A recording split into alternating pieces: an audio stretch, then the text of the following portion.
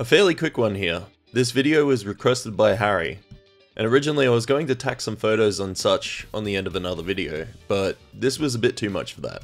So basically, this is my very first HMM custom that I ever did, which was done with a BT bootleg, and it was inspired by a Jagd Panzer tank destroyer's camouflage from the Second World War.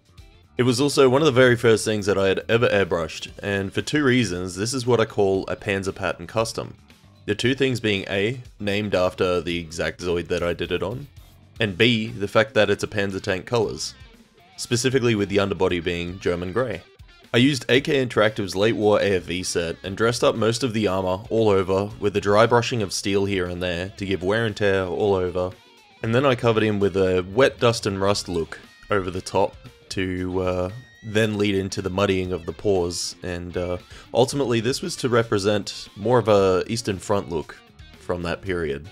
Finally, the decals were either a Tiger or a King Tiger in 1/72nd scale, and they also included the Zero Schneider Marking Plus kit decals. And I kept it fairly simple because I didn't want to overcrowd the build, and there was also a small touch of soot on the cannons.